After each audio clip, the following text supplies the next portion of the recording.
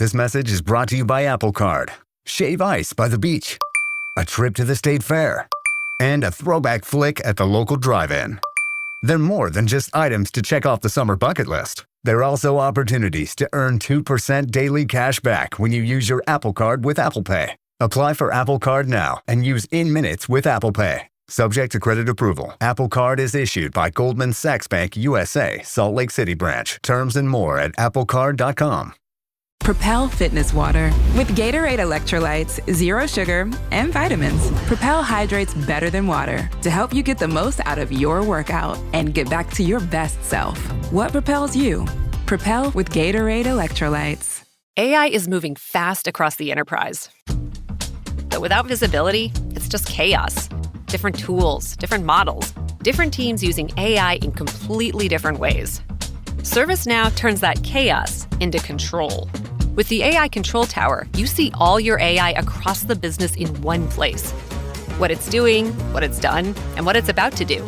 So you stay in control. To put AI to work for people, visit servicenow.com. From the Fifth Quarter Studios in Madison, Wisconsin, you're listening to Coach Unplugged. And now, your host, Steve Collins. Hey, everybody. Welcome to Coach Unplugged. I am so happy that you decided to join us. If you like this podcast, you should go over and listen to a bunch of the other ones in our network, with like the 5-Minute Basketball Coaching Podcast, or High School Hoops, or Coaching Youth Hoops. All of those are, I think, interesting, and we would love if you left a 5-star review. You can leave those 1-star reviews at home. But before we jump into the topic today, I'd like to give a big shout out to our sponsors. First of all, Dr. Dish. Mention Coach Unplugged and you'll get $450 off. You'll get great customer service. It is, I can tell you from someone that's still coaching, it has helped my team immensely. I can't tell you the number of shots that we have taken on our Dr. Dish machines. And then also go over and check out teachhoops.com for coaches who want to get better. 25 years ago, when I took over a program that no one wanted, that had 5 winning seasons in 35 years, I was the only applicant. No one wanted it. I would have killed for a resource like teachhoops.com. It took me years to turn it into a national powerhouse. And I have put all that secret sauce inside of teachhoops.com. So come over and check it out. 14-day free trial. It will give you the roadmap. It will give you me. It will give you one-on-one calls and office hours and a community of like-minded coaches. I think you'll love it. Let's head off to the podcast. All right. Yeah, we're good going. All right. Shoot away. All right. So I got like 6th grade boys. Okay. In Dublin, Ohio here. But so I guess we're trying to run like the read and react. I've never coached it before. Yep. And the 6th graders, I had one practice with them so far. Okay. I gave them like 4 principles. Okay. They were able to do it pretty well. I was kind of impressed with their ability. And the 4th graders, I guess, is where the trouble is. But I don't think I gave them principles so much. I was kind of like telling them, like, okay, if you're in the corner, you do this. If you're in the wing, you do this. If you're in the point, you do this. And maybe that's harder to do than if I just say, if you pass, cut. That's like, I would. Yeah, especially for those younger ones, I would keep it really simple. So you said 6th grade, right? The first one? Yeah. Yeah. So were they doing any specific things over and over again?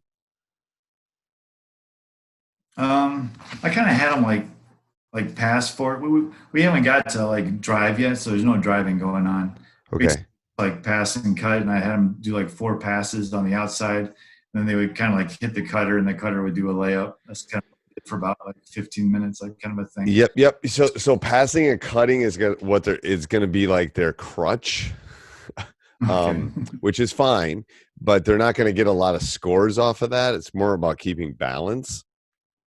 So they will automatically pass and cut. That will be, you won't even, if you came in tomorrow and did this with them, they would do that automatically. They'd probably fill the 5 spots, especially the older kids, and then they would pass and cut. So the percentage, because I looked over my last couple of years, because we're tweaking some things in our offense with this, and how often you actually make that pass to the cutter and score off it is really small. It's hard to do it. It's hard for NBA guys to do it. So you're going to want to teach them to do, once you've done this once or twice, I won't even worry about cutting anymore. I would worry about another layer that you could add that will take every other layer, but cutting is going to take more time. Okay. So whether it's you want them to screen away, whether you want them to cut and then back screen, whether you want them to drive or dribble and then, curl behind, whatever you think they're capable of doing, whatever that next step is, that's where you should spend your time. Because my guess is that the passing and cutting is going to take care of itself. All right. It would be interesting. It would be an interesting experiment if you came in and said, all right, let's try this. I bet if you sat back and watched for like 30 seconds, they would all pass and cut and replace. And especially if there's no defense, it's going to look good. But as soon as you put some defenders in there and they don't let them cut, or they, it's hard to make that pass to the cutter, it'll be harder to score. That makes sense. All right. I guess I was going over like some different things too. Let me think. The inbounds plays. Yep. I should. Yeah, I was looking at their classes, the courses and stuff. Yep. I was thinking of doing like a line. This is with both of them. I was going to do have like 3 of them on the foul line, and then like one like the post by the ball. Yep. And this I forget what you guys call this, but maybe like a triple curl or something. But like the guy at the post comes up and screens, and then all 3 of them curl around that screen towards the basket kind of thing. Yep. I would. So especially at this age, I would pick one set. Like if you want to do line at the free throw line, or you want to do a stack, or you want to do a box, I would just pick one of them. Okay. And then maybe pick 1 or 2 variations of it. Just because it's easier for them to remember. I wouldn't cross pollinate different types of out of bounds plays. I would basically pick one and stick with it. And then if something doesn't work, you can just kind of tweak off of that. So if you like the one at the free throw line, then you could do the curls. And then maybe the next time, I'm telling you right now, at this age, if you teach them to cut hard, it will work. Okay. That's like another one, I think. Like the other, like the variation was like, the one goes back, the middle one goes back, right? Yeah. And the thing is, what you could do with them, the 2 up front, like cross or something. Yeah. So what you could do with them is teach them that it can change every time. Maybe the guy on the right or the left taps the person, and then the reach of them, so they know which way they're going, and then just have them cut. Just like all 4 of you are going to cut to the basket. If they cut really hard, one of them will be open, especially at that age, because they're going to it's just hard for them to jam and stop the cuts. So it's not even the screening. That's why I think at that age, cutting and curling is really good. And it's a great way to get some easy buckets, to be honest with you, because you're moving at the basket. Right. More than your offense. Like, yeah. I mean, how much are you really going to – the offense is important, and don't get me wrong, but you're going to only run that at that age 20% of the time probably. The rest of it's going to be transition. The rest of it's going to be out of bounds plays. The rest of it's going to be a steal or a turnover, and you're going to go. So I would spend a lot of time. I'm just remembering back to my son when he was that age, that I probably spent too much on offense for the percentage of times we actually ran it in the half court, and work more on what are we going to do when they turn it over? What are we going to do in transition? What are we going to do getting the ball up the court? It's one of those hard things. Do you think one of them is better than the other? Do you think do you think the line's better than the box, or the other way around? Describe your team. Oh, geez. Are they a bunch of all same sizers? Do you have a couple big skyscrapers? Do you have guards? Do you have bigs? Do you have a mixture? A lot of guards, really. I think I was planning on playing 5-out. We don't really have anybody that posts up at all. You know what I mean? Yeah. So if you've got 5 guards, get them away from the basket so they can use their quickness because there'll be some times where bigger guys are on them and you want them curling and cutting. So I definitely would not use box with a guard set. I would use something where you can just pull them away from the basket and get them moving. The hard part, and it's been a while since I've had to do it with that age, but The hard part is to find the guy to throw it in, to be honest with you. Oh, really? All right. So that's where you got to experiment. So because sometimes your best passer is your best scorer too. So there's this fine balance between, but especially if you're cutting and curling, you got to have somebody that can actually thread that needle. And usually there's one or two on every team that can do that. So you got to experiment with that a little bit and figure out which of the people can thread the needle on that pass. And then you'll see that in practice more than anything. Right. Okay. Because I was thinking about using like a similar thing, like when it's on the side also. Like, yes, I would use the exact same thing. I would line them up. Yep, I wouldn't. And then I've said this before on. Would they still face the basket, or would they face the ball on the side? I would line them. I've always found at that age, just put them in a line facing the guy throwing it in. Okay. Because then they can curl, they can cut, they can do all that. I would put it perpendicular to the line the sideline that you're throwing it in. If you know math, yes, I wouldn't put it parallel. I'd put it perpendicular.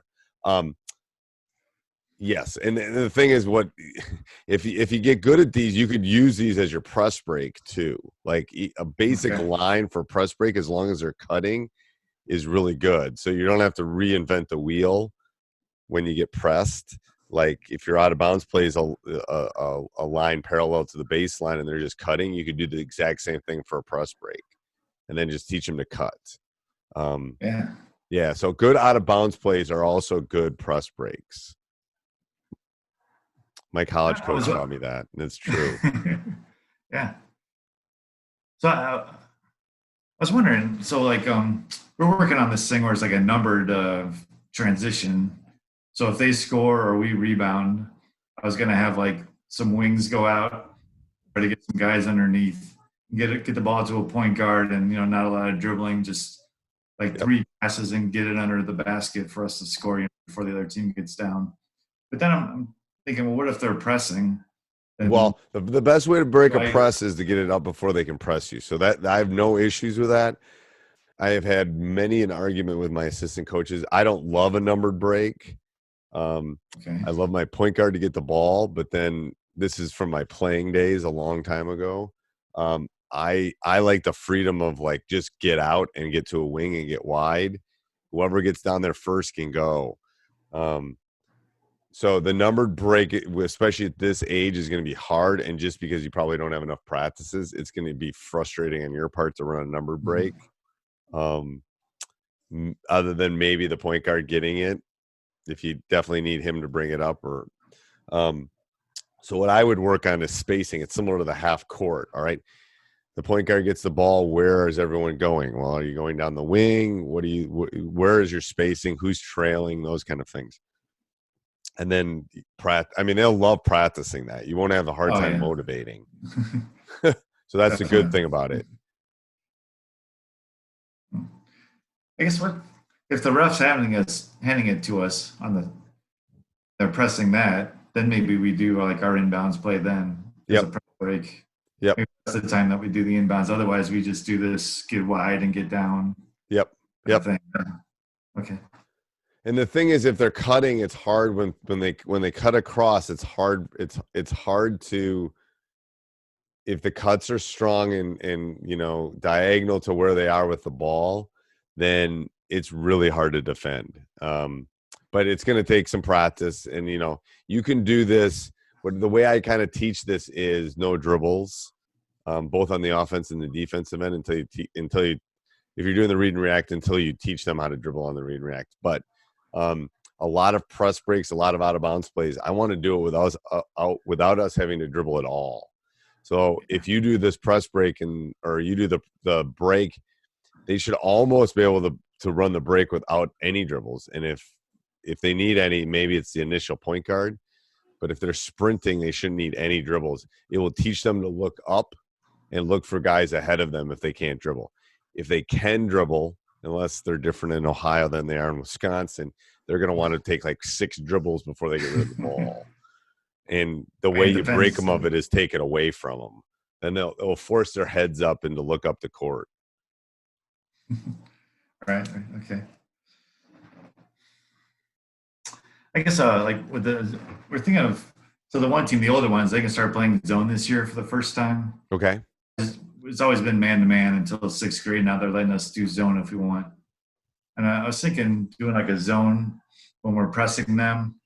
And then also maybe if for whatever reason we're having problems with our man to man on certain matchups, going to like a zone, and us thinking like doing like a 1-3-1. I don't know if, and my thought is like to trap, like, so if we're doing 1-3-1, if we can trap them in the front court, like we're close to where they pass it in, trap them in that corner. Yep. And not try to trap in the middle at all. Yep. Don't trap in the middle at all because there's just too many angles. So yeah, the 1-3-1, the 1-3-1 3/4 court is really effective. And part of it's playing cat and mouse. You want to put your best athlete on top. You want to put probably your smallest athlete in the bottom. You want to put your strongest kid in the middle, and then your two best athletes on the wings. Which one's in the middle again? Whoever can, because the ball can't get in the middle. If the ball gets in the middle against a 1-3-1, you're done. So whoever's your best post defender should go in the middle. Post defender, okay. Yeah, it's like it tends to be the bulky kid, maybe not as agile of kid, but you have to take the middle away. If the ball gets in the middle, you're toast. Toast, okay. Yeah, you're done. Our rule is if the ball gets in the middle, we're running back at that point. We're matching up or we're going back into the half court. Okay. And if we're in the half court playing 1-3-1, then just I was thinking just try to trap in the corner. Yep, I wouldn't trap if once it gets past half court. I wouldn't trap up top. It's really hard unless you're long. I would only trap in the corners, and especially now sixth grade boys is a little different, but it will work because they can't really make the pass from that corner to the opposite wing. Oh yeah, because they're not strong enough. So that's where the steal, they're going to try to make it, and that's where the steal is going to come from. So I would definitely work on trapping in the corner with the guy in the bottom and the wing, and you'll get some steals. Trust me. You spend a little time on it, it will work. It'll be like gold. Yeah. It will be good for changing pace and tempo. I would still play a lot of man in sixth grade just because they need it. But this would be a good change up. And if you really want to press and you're running man, you could just, run and jump. You could teach them to double the ball on a dribble, or when they pick it up, we're going to go at them. Some basic stuff like that. When I did it when I was talking to Logan today about coaching his team in sixth grade. We used to do just the first pass. Like they dribble it over half court, and usually the first pass is to a wing. So we would call it like, I don't even remember what we called it, but the ball would go to the wing, point guard would bring it up, ball would go to the wing, and we'd trap. And we'd do it once. We'd trap just once, and then we'd be in our man. And we'd score 5-6 times a game out of it because people aren't ready for it. They don't know when it's coming. So that element of surprise can, especially at that age, can really be effective. Okay, awesome. All right, one more, Coach, and then I got another one after you. Okay, which one? I guess if you have a player that like doesn't want to do things during practice, I mean, what do you do with the kid? I mean, I was like, how about we play knockout? And the kid's like, no, I don't want to play knockout. And then even like we were gonna do like a cheer at the end, just put your hand in and do like a team cheer. And he's like, no, I don't want to do that. Like, oh my God, what's up with this kid? So those are hard. That kid's probably there because mom or dad or grandma wants them to be there. So what I've done in the past with those kids is you got to find what makes them kind of click. And it might be Star Wars, it might be Marvel, it might be, they might be math kid, they might be whatever. You got to, if you connect with them in that age, they'll run through a wall for you, but you got to figure out what makes them click. And obviously it's not basketball at this point. So that's a hard one. And I would definitely try to connect with the parents on that one. Because I've had to do this. It's like, well, Johnny doesn't really want to be here. Maybe he needs to take up curling, kind of thing. I think maybe he got upset because I was like, he wanted to scrimmage, like 4-on-4 scrimmage. There's 8 kids on our team. Right. And I kind of like, I don't know. I didn't want to do it because I'm like, well, that's going to be kind of a waste of time. I didn't say that to him, but I just kind of put it off. And at the end, we kind of ran out of time. I wonder if that kind of set him off, or he's like, I really wanted to do this and we didn't do it or something. It could be at that age. Yes, I would say yes. And to be honest with you, every practice I would have to try to have something, especially at that age, something that kind of hooks them. So something fun, something whatever. Maybe we're playing knockout for a Gatorade, or we're gonna have a one-on-one horse tournament or something, and then the winner gets a Gatorade or something. I don't know. They swear to God, my 12th graders still remember doing all those fun games with them in 6th grade, 5th grade. So, find something like that. They'll remember those. They won't remember you run and read and react, but they'll remember those games. To be honest with you. Okay. All right. All right. Thanks, Coach. Let me know if you have any other questions. Okay, great. All right. Bye. Have a good one. Hey, everybody. I hope you enjoyed the podcast. If you want to hear other podcasts by Coach Collins, go over and check out High School Hoops and Teacher Side Gig, and then go over and subscribe to all of them and leave all of them 5-star reviews. That would be great. And then if you have 30 seconds after that, go over and check out teachhoops.com for coaches who want to get better. Have a great day. NFL football season is here, which means when you switch to Verizon, it feels like touchdown, because you get NFL Sunday Ticket from YouTube on us when you buy an eligible 5G phone on select unlimited plans, which means you can watch every out-of-market game every Sunday afternoon, and it's all on us. Now that's the Verizon way to kick off the NFL football season right. Switch and get NFL Sunday Ticket from YouTube on us, only with Verizon. The right window treatments change everything. Your sleep, your privacy, the way every room looks and feels. At Blinds.com, we've spent 30 years making it surprisingly simple to get exactly what your home needs. We've covered over 25 million windows and have 50,000 5-star reviews to prove we deliver. Whether you DIY it or want a pro to handle everything from measure to install, we have you covered. Real design professionals, free samples, zero pressure. Right now, get up to 45% off site-wide, plus get a free professional measure at Blinds.com. Rules and restrictions apply.